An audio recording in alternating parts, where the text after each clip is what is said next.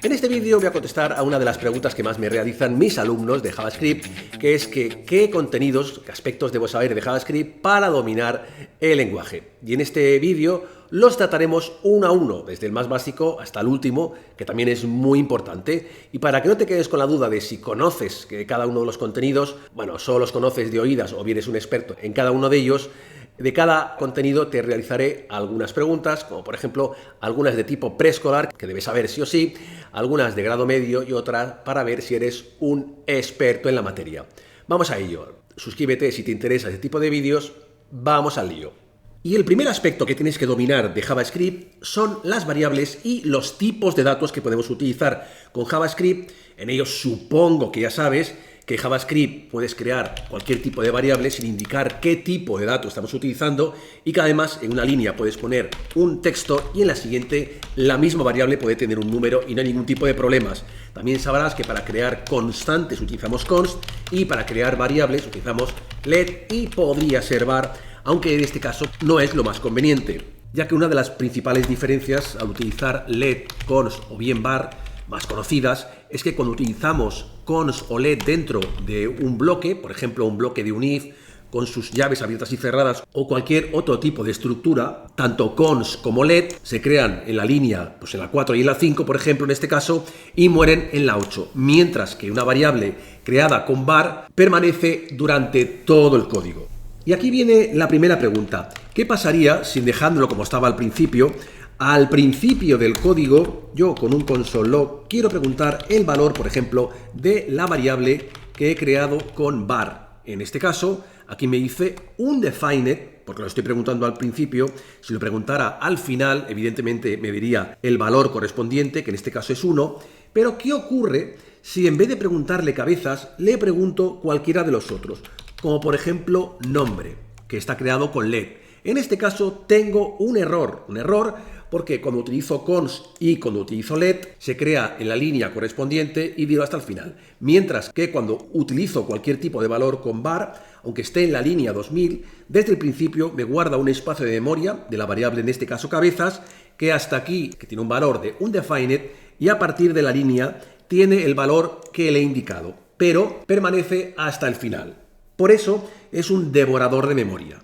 La segunda pregunta, ya de nivel medio, que deberías conocer, es que, bueno, quito el var que me da dolor de cabeza, es que cuando creo cualquier tipo de variable hay diferentes tipos de datos especiales. Uno sería cuando yo dejo sin definir una variable, sin darle un valor. En este caso, el valor, si esto, por ejemplo, lo bajo aquí abajo, me dice que el valor es undefined porque no le da ningún tipo de valor. Si por casualidad divina quiero darle un valor nulo, es decir, que no tenga ningún tipo de valor inicialmente, le puedo dar el valor null, que sería aquí, ningún tipo de problema. Y hay otro tipo de valor que sería none, pero que en vez de escribirlo de esta manera, que se podría hacer, tenemos que saber cuándo podemos recibir este valor, que no es ningún error. Este valor se puede recibir cuando realizamos cualquier tipo de operación que no se pueda realizar, como por ejemplo si queremos restar 5 menos half, en este caso nos da none, o bien dividir 0 entre 0, o bien realizar cualquier tipo de operación que no se pueda realizar. En todos los casos da none. Esta sería la segunda pregunta. Y la tercera, ya para másters del universo brutal, es que a la hora de que nos devuelva el valor de none, ¿qué tipo de valor es none? ¿Qué tipo de valor es? La mayoría de la gente pensaría que es un tipo especial, pero si aquí le damos que nos dé el tipo, type of, lo que hace es darnos el tipo de valor de una variable. En este caso nos dice que es de tipo number, o sea, none es un valor numérico. Y ya lo que seguramente muy pocos saben es que es la única expresión en la que un valor es incluso diferente a sí mismo. Para comprobarlo voy a poner aquí nombre. Si yo le pongo que es igual a nombre, lo cual debería ser siempre true, en este caso es false. Es la única comparación que existe en que cuando yo comparo ese valor con el mismo valor, el resultado es que no es igual. Y en parte es lógico. None es diferente a sí mismo, ya que como none es devuelto en diferentes tipos de operaciones, como dividir entre 0, como multiplicar un texto por un número y otras más, es normal que un none no sea igual a otro none.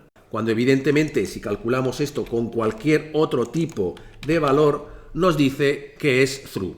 El siguiente de los contenidos que hay que dominar sí o sí para evitar problemas son los operadores y las expresiones con JavaScript, en el que hay que dominarlas porque de ahí dependen muchas cosas después y muchos errores. Por ejemplo, si tenemos dos variables, una que es de tipo texto, está entre comillas, y la otra es numérica, y por ejemplo realizamos una suma, vemos que el resultado es posiblemente el esperado. Al haber un texto, el resultado es un texto también. Si cambiamos el valor numérico por un texto, igualmente hace una concatenación de valores, pero si en vez de una suma realizamos una resta, vemos que el resultado es none, ya que no puede realizar una resta de un texto menos un número. Pero, ¿qué pasaría si cambiamos este texto por el 1 que teníamos al principio? ¿Cuál sería el resultado? Si has contestado -1, la respuesta es correcta. ¿Y por qué? Porque JavaScript tiene una característica que realiza una conversión implícita cuando convirtiendo los valores en numérico la puede realizar. Él ve que hay un texto, ve que hay un número, yo quiero hacer una resta, también funcionaría con multiplicación o con división, no con la suma, ya que la suma lo único que hace es concatenar valores y por lo tanto lo que hace es convertir lo que sea texto, lo convierte en número para poder realizar la operación y luego el resultado es un valor de tipo numérico. Y ahora bien, dos preguntas. También quiere decir que he desactivado el guardado automático para que no se actualice mientras voy escribiendo. En este caso lo que voy a hacer es eliminar el valor 1, dejar únicamente el valor 2, no se actualiza, y voy a utilizar el incremento, el operador de incremento, que si lo pongo aquí, ¿qué resultado será? Hay que tener en cuenta que el valor 2 tiene inicialmente el valor de 2, cuando lo actualizo sigue siendo 2. ¿Y por qué? Porque otra de las cosas que tenemos que tener en cuenta es cuando el operador va detrás o bien cuando el operador va adelante, que en este caso es 3. Cuando el operador que sea va adelante, lo hace nada más entrar dentro de la línea antes de ejecutar, en este caso el console log. Si lo ponemos detrás, lo realiza, el incremento lo realiza después del console log. Es decir, primero muestra en pantalla el valor que era 2 y después de mostrarlo en pantalla le incrementa 1. Pero es posterior. Y la segunda pregunta es, si elimino el incremento y aquí le pongo que quiero modificar el valor de la variable valor 2 utilizando estos operadores, ¿cuál será el resultado? Pues bien, el resultado es 5, es decir, no incrementa 5, ya que el error está en que hemos utilizado el orden incorrecto de los operadores.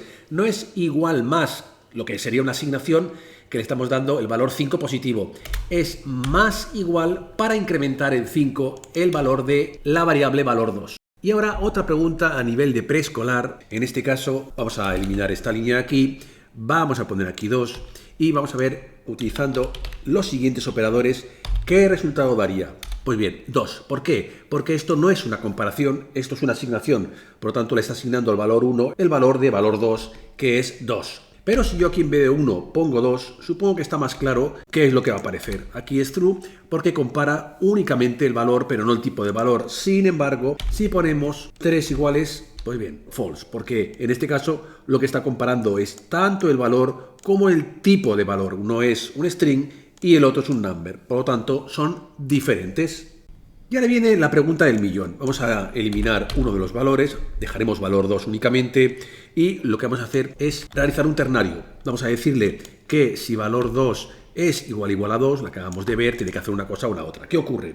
Que yo aquí puedo poner un ternario para que haga cualquier cosa, por ejemplo un console log bien, pero claro, me hace falta el otro, el cuando no se cumple. Y resulta que yo quiero que cuando sea 2 me diga bien, pero que cuando no me diga nada. En vez de poner aquí un null, que podría ser la opción, pero es poco elegante, hay un operador, una evaluación de cortocircuito que se llama, al traducirlo mal al castellano, que me permite que cuando se evalúe esta condición y sea correcta, me ponga el bien, pero no tenga que añadir un null. En este caso, si yo lo borro me da un error, vemos aquí que me da un error. La solución es utilizar o sustituir este operador de aquí, o el que había antes, por el AND, de tal manera que para que se cumpla la segunda condición se tiene que cumplir la primera. En este caso, si lo ejecuto me pone bien, pero si el valor no fuera el correcto, aquí no me pondría nada.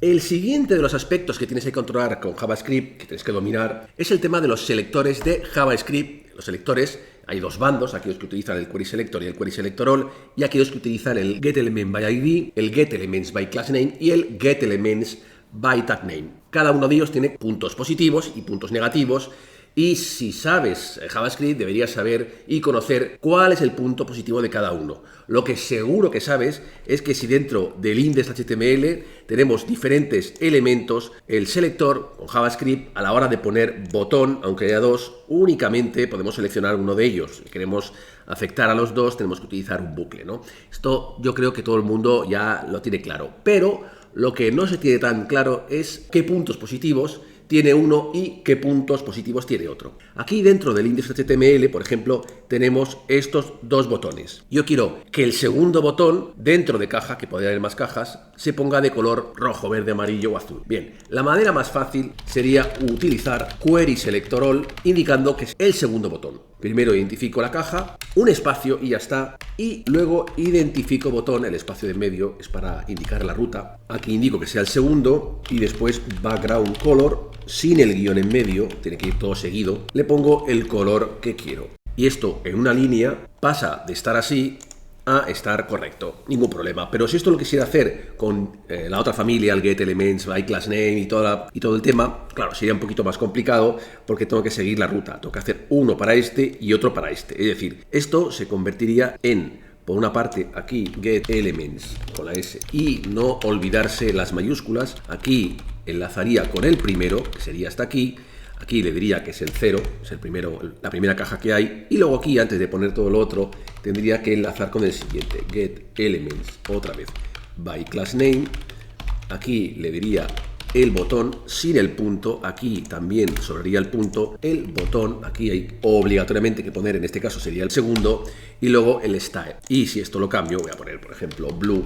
Pues aquí pasa de esto a esto. Es correcto, pero es muchísimo más largo y menos efectivo. Pero evidentemente también tiene algo positivo. El getElements by class name y toda su familia tiene algo positivo que el query selector no.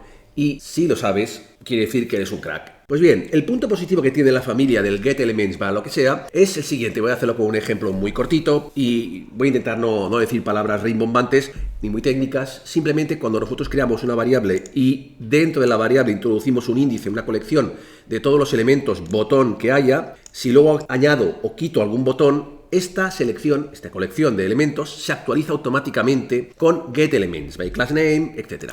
Por ejemplo, vamos a suponer que yo dentro de mi HTML que tengo dos botones, o 40 da igual, quiero, pues ir recorriendo uno a uno para ponerlos todos de color verde, amarillo, o azul o lo que sea. Para ello tengo que hacer un bucle, claro, pero tengo que saber cuántos hay, tengo que ir recorriéndolo. Yo puedo crear en una variable los elementos y utilizando el getElements by class name, luego lo haremos de otra manera, le digo que vaya recorriendo todos los botones que haya, sin el punto, porque es el getElements by class name. Y detrás no pongo ningún número, no pongo ni el 0, ni el 2, ni el 3, porque lo que quiero es que lo vaya recorriendo, con lo cual sería muy inútil indicar uno. Bien, si aquí yo pongo un console log y le digo que de elementos me diga cuántos hay, ha creado una colección, una especie de array. Aquí me dice que hay dos elementos, ningún problema. Bien, si después de utilizar el getElements by class name añado otro botón, da igual que lo añada con query selector, por ejemplo, no me importa esto. Voy a hacerlo con query selector para ver que esto no influye.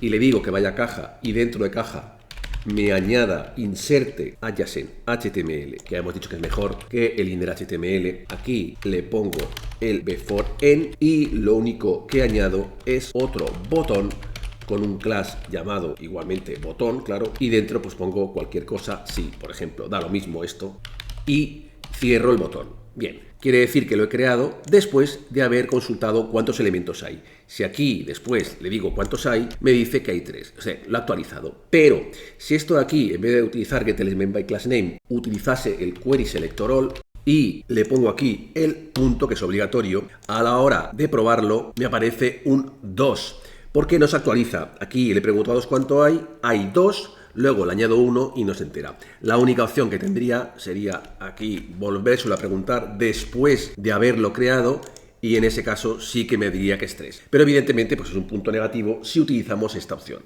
El siguiente de los puntos o contenidos que tienes que dominar sí o sí es todo aquello referido a los eventos de JavaScript, que también hay diferentes maneras de hacerlo.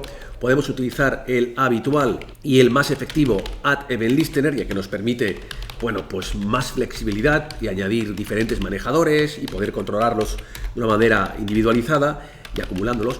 Y también podemos utilizar el onClick que colocaríamos en el botón o el elemento que tuviéramos que hacer clic. Y también esta opción se utiliza mucho en otras tecnologías, como por ejemplo en React, que funciona exactamente igual, aunque bueno, con las C mayúsculas. El único problema que tiene el onClick, y será a veces es muy difícil de detectar, ya que no da error, pero hace cosas extrañas, es cuando dentro de la función, utilizando el onClick, añadimos al final los dos paréntesis dentro de la función, con lo cual se convierte en una llamada a la función. ¿Y qué ocurre? Pues que el evento no funciona al hacer clic, sino que el evento funciona de manera automática al entrar en la página. Con lo cual, bueno, es un error que hay que tener en cuenta y no caer en él. Y otro de los aspectos importantes precisamente son las funciones. Voy a eliminar aquí un evento, ¿para qué tener dos? Bien, y una de las cosas es que nosotros podemos tener los dos botones de antes y yo puedo hacer que al hacer clic en este botón pase algo, eso no hay ningún problema. Pero ¿cómo puedo saber si hago clic en la parte izquierda del botón o si hago clic en la parte derecha del botón? Bien, esto lo puedo conseguir utilizando un parámetro que yo coloco aquí. Hemos dicho que al acceder a la función no le hemos enviado nada y que si aquí le enviamos algo, la función se ejecutará de manera automática. Por lo tanto, esta E, ¿qué es? Pues bien, si sustituyo aquí el alert por un console.log.e para que me dé toda la información, todo el cúmulo de propiedades que yo puedo consultar, y una de ellas, que ahora veremos, es offsetX, que me da la posición horizontal del cursor. Si yo vengo aquí y hago clic en la parte izquierda del botón, me dice -1. Hay que tener en cuenta que se ha superampliado, pero bueno, si hago clic en la parte derecha, me da 58. En realidad, esto está superampliado, esto en realidad tenía que estar a un 100%. Si hago clic justo en el lado izquierdo, me da la posición del cursor, que es -1, porque estoy justo dentro del borde izquierdo. Si hago clic dentro del botón, 59. Dentro del botón, en la parte izquierda, sería 1. Por lo tanto, esto me indica, y si hago clic en medio, pues me indica más o menos la mitad. Esto quiere decir que puedo obtener información utilizando una propiedad. De esta propiedad, en este caso, es toda esta información que puedo consultar en cualquier momento. Y de toda esta, en la que estoy, una de ellas es offsetX y offsetY. offsetX para el tema de la posición horizontal y el offsetY para la vertical. Bien. Otra de las cosas que podemos hacer, y es una pregunta, es a la hora de tener aquí, vamos a quitar este evento y vamos a poner una llamada saludar. Y aquí yo puedo poner un parámetro, puedo poner nombre, y si aquí en la parte superior existe nombre y yo le digo aquí que me llamo Eva, entonces es evidente que este Eva se va a almacenar aquí y aquí va a poner Eva. Y esto creo que no hay ningún tipo de problema. Me pone Eva. Perfecto. Pero supongamos que aquí no hay nada. Si aquí no hay nada, ¿qué me dará? Pregunta fácil. Antes la hemos contestado. Nos dará un defined. Perfecto. Pero imaginaros que yo no sé si me ha dado un nombre o no. Que ponga un defined es muy feo. ¿Cómo podría hacer que este valor tuviera un valor por defecto? Un valor que si la función saludar recibe un valor, lo ponga aquí. Y si no recibe ningún valor, pues que me ponga un valor por defecto, como por ejemplo no hay nombre o hub o cualquier otra cosa. Pues bien, esto lo ponemos dentro de los paréntesis. Yo aquí le pongo un igual y aquí le pongo el valor por defecto en el caso de que no haya. No hay ningún nombre. Si yo ahora lo vuelvo a probar, me pone no hay ningún nombre. Hay que recordar que esto lo hace de manera automática al acceder. Bien, pero si yo aquí tuviera algún tipo de nombre, por ejemplo, Federico, cuando yo lo probara me daría Federico. Por lo tanto, eso es para crear un valor por defecto en el caso de que el parámetro E no tenga ningún valor. Y ahora otra pregunta. Aquí tenemos una función declarativa, pero muchas veces se puede utilizar una función de flecha. Y en este caso hay dos preguntas. La primera es cómo convertir esta función, una función normal, en una función de flecha. Bueno, una de las opciones sería poner aquí un const, aquí poner un igual y después aquí poner la función de flecha. Sería una opción, pero como vemos aquí, la segunda pregunta es que hay un error. Y en este caso el error, y la solución sobre todo el error, es que esta función, al no ser una función declarativa normal, tiene que estar al principio. Así, las funciones creadas con function se colocan de manera interna al principio, no hay ningún problema, pero estas no ocurre lo mismo. Hay que colocarlas todas al principio para que funcionen correctamente. Otro aspecto muy importante a tener en cuenta es el tema de los condicionales. Vamos aquí a añadir otro valor. Y aquí hay un punto importante que hay que tener en cuenta. Hay que conocer lo que tenemos para saber lo que hay. Entonces la pregunta es, tenemos el if, tenemos los ternarios también, tenemos el switch, pero el switch, aunque hay gente que le encanta y son seguidores aférrimos, tiene yo diría que cuatro limitaciones. Una de ellas es la siguiente. Yo, por ejemplo, imaginemos que cuando se cumplen estas dos condiciones, pues yo quiero que ejecute algo con un if.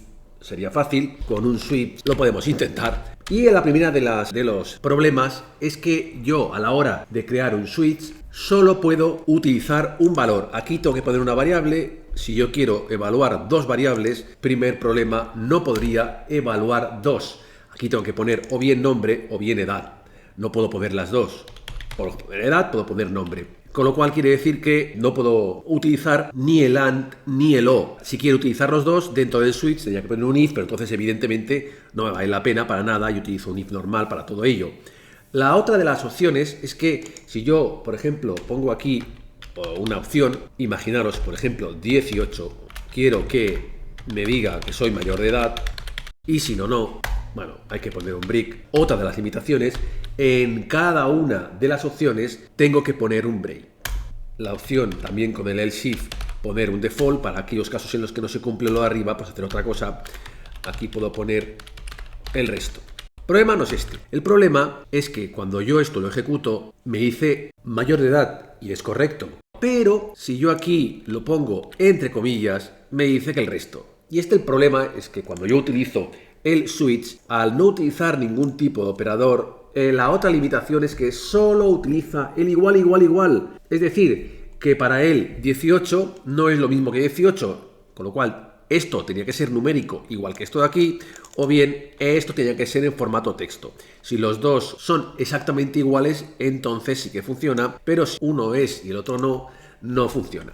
¿Qué problema más hay? El problema que también viene con esto es que no puedo utilizar el mayor que y el menor que. Si cuando el valor sea mayor de edad quiero poner una cosa y si es menor de edad quiero que ponga otra, aquí no lo puedo hacer porque, como hemos visto, el único operador que utiliza es el igual. Por lo tanto, el mayor, el menor, mayor, igual, menor, no funcionan. Y por lo tanto, utilizar valores numéricos con un switch es bastante inusual y muy poco efectivo. Aquí le podría poner un if con las opciones mayor igual a 18, aquí sin ningún tipo de problemas, ¿vale? Y luego no haría falta aquí el break, aquí habría un else, ¿vale? Y todo funcionaría correcto. Luego, otra de las opciones que tenemos que tener en cuenta es que al utilizar un if podemos prescindir de los paréntesis, siempre y cuando haya una única opción. Si yo elimino este de aquí, elimino este de aquí, elimino este de aquí y elimino este de aquí, funciona exactamente igual. Modificamos el valor para que dé mayor de edad, bien, y funciona correctamente. La única limitación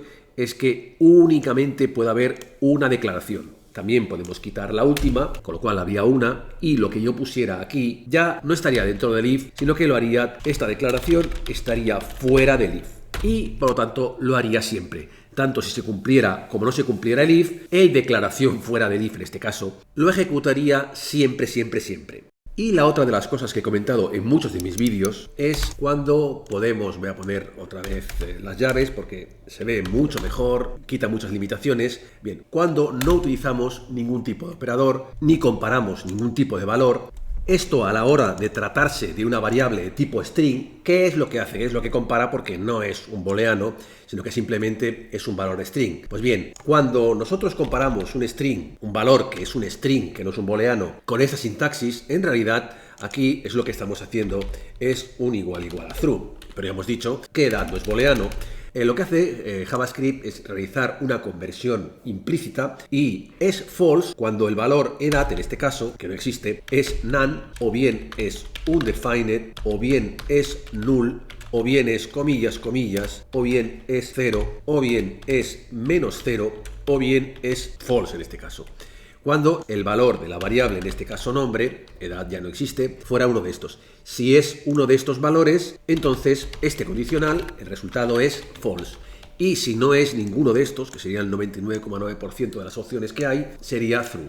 Y por eso en este ejemplo, como no se cumple la condición, no muestra el console log. Otro de los aspectos importantes y uno de los que más cuesta a mis alumnos es el tema de los bucles con JavaScript. Y aquí va la siguiente pregunta. ¿Me podrías decir más de 6 bucles que podríamos utilizar? Algunos podrían ser el for, que utiliza todo el mundo, el tradicional, el for in, el for off, el for each, por ejemplo el while y el do while, y también el map. Por ejemplo, allí hay 7.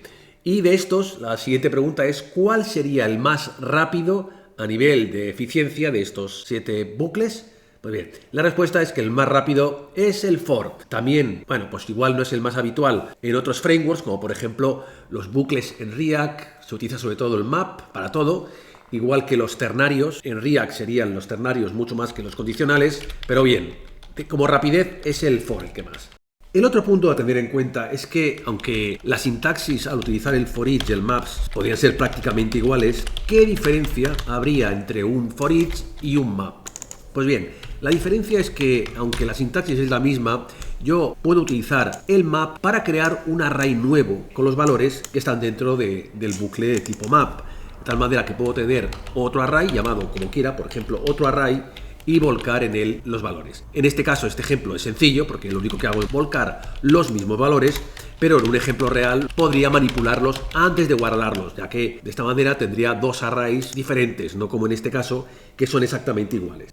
La siguiente pregunta, vamos a añadir aquí un bucle de tipo for para poder realizar la pregunta, y aunque hayas utilizado mucho el for, tiene su dificultad, que es la siguiente. Yo dentro de un bucle de tipo for podemos utilizar un break o un continue para poder hacer que el bucle pare cuando se cumpla una determinada condición sin ningún tipo de problemas. Pero ¿se puede utilizar el break y el continue en todos los tipos de bucles? Bueno, a ver, la solución es que no en todos. Es decir, cuando utilizamos el map y el for each no se puede utilizar, no funciona, porque recorre todo el array y ya está. Pero cuando utilizamos los otros, como el while, el do while, el for y también el for in y el for off, en esos casos sí que funciona. El otro punto que tienes que dominar sí o sí de JavaScript serían los arrays y los arrays de objetos. En este caso tengo un array, pero evidentemente lo puedo modificar para convertirlo en un array de objetos que es mucho más utilizado. Pero lo que muchos no saben es que aunque yo tenga aquí un array utilizando el let, en cada caso un array de objetos, aunque yo modifique los valores que hay en su interior, no hay ningún tipo de problemas en que estos estén creados con const. Yo puedo crear aquí un const y luego puedo modificar cualquiera de ellos. Yo puedo ir a nombres2, acceder al array 1, que es el de Eva, acceder a name, ¿vale? Y en vez de Eva, poner, por ejemplo, Javier. No hay ningún tipo de error. Y si yo pongo un console log de nombres2, en este caso, me aparece Jab y Javier. No hay ningún tipo de problema. Lo único que no puedo hacer es volver a definir entero todo el array. Es decir, lo que no puedo hacer es poner aquí nombres2 y crear un array de nuevo. En este caso sí que no puedo hacerlo. Y si le pongo, por ejemplo, Rosa, bueno, ya me da un error porque no lo puedo hacer. También puedo utilizar los diferentes métodos, como por ejemplo el push, el sort, el reverse y otros, y funcionaría correctamente. Y es precisamente este el otro aspecto muy importante. Nosotros podemos tener arrays o arrays de objetos, pero lo normal es que para manipular, añadir, buscar, etcétera, los valores que hay en su interior, utilizamos métodos. Los métodos hay de muchos tipos. Los que modifican el array original, como por ejemplo el push para añadir, el pop o el splice para eliminar, el reverse para invertir el orden, el join para convertir de array a string y el split al revés. Pero también están los inmutables, aquellos que no modifican el array original, como el map, reduce o filter, por ejemplo. Pero tenemos que tener en cuenta una cosa muy importante, y es que a la hora de que yo tenga, por ejemplo, un array, voy a borrar esto de aquí, yo lo que no puedo hacer de ninguna manera, ya da igual que lo haga con const o bien con let, lo voy a hacer con let, lo que yo no puedo hacer es poner aquí, por ejemplo, nombres2 igual a nombres, porque lo que se podría pensar es que lo que está haciendo es creando un nuevo array diferente al de nombres, con lo cual yo aquí podría pensar que yo tengo dos y que si por ejemplo nombres2, el nuevo, le digo que vaya al valor 0, que es hub, y en este caso en vez de hub, pues que sea perico, se puede pensar que yo he modificado únicamente uno de ellos. Pero si yo pongo un console log de nombres, que es el original, me está diciendo que está modificado, Perico, Eva, Rosa, aunque yo he modificado el primero, ya que con una asignación, si no utilizo nada, un array no se copia. Simplemente aquí lo que estoy haciendo es un alias para que nombres2 sea otra manera de identificar al mismo array, pero no lo podía copiar. Por lo tanto, la pregunta es esa: ¿cómo podría duplicar un array para que sea un array nuevo? Pues bien, la solución es, o bien se utiliza algún tipo de métodos de arrays, o bien lo que puedo hacer, lo más fácil, lo mejor, es utilizar el operador de los últimos que han salido, el operador de propagación de ECMAScript 2015, a través del cual lo que hace es copiarlo. Aquí realmente es otro. Tengo por una parte nombres y por la otra, si yo le pregunto aquí nombres 2, son dos arrays totalmente diferentes. Uno es hub y el otro es perico. Aunque también podría utilizar otros métodos. Pregunta: ¿qué método podemos utilizar para copiar esto sin utilizar el operador de propagación? Pues puedo utilizar unos cuantos. Por ejemplo, puedo utilizar, para que vaya a nombres, y utilizar el método slide sin poner ningún tipo de parámetro, con lo cual también funciona. El slide es para seleccionar un trozo. Al no poner nada aquí, pues selecciona todos. O bien, otro que podría utilizar también sería concat, que lo que hace es concatenar esto con esto, pero como no hay nada, evidentemente, pues también funciona. También haría una copia real del array. O si, por ejemplo, queremos hacer algo un poquito más especial, podemos utilizar array.from e indicarle, en este caso, nombres. Y también funcionaría a la perfección.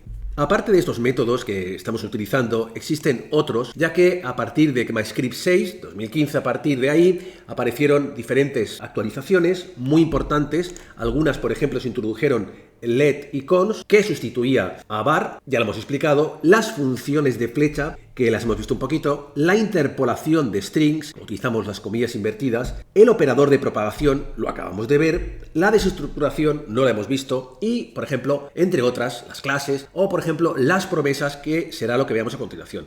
De este punto, de todas las mejoras y actualizaciones de ECMAScript 6 en adelante, no hay ninguna pregunta, pero sí que vamos a fijarnos en el siguiente aspecto, que es el tema de las promesas. Las promesas aparecieron en JavaScript a partir de ECMAScript 6, 2015, y introdujeron una nueva manera de estructurar el código para que una serie de acciones se realizaran únicamente cuando de manera asíncrona se cumpliera una condición, que podría ser pues que acabara de obtener datos de una API o de una base de datos, o que una animación finalizara, o cualquier otra cosa. Y la pregunta es la siguiente: tenemos dos funciones, resolve y reget, que concuerdan con los estados de que, bueno, pues la promesa se ha cumplido o la promesa no se ha cumplido, ha dado un tipo de error. Pero realmente hay tres estados posibles. ¿Cuál sería el otro estado que no está aquí representado? Pues bien, el otro estado, que es el habitual, es el pending, cuando una promesa todavía está en proceso. Y la otra pregunta es: ¿por qué son tan importantes las promesas? Es porque se pueden encadenar una tras otra para que una se ejecute cuando finalice la anterior. Y para esto utilizamos, ¿qué? Pues utilizamos promise all. Te aconsejo que mires este vídeo, accedas a este completo curso y te suscribas al canal para estar al tanto de todas las novedades.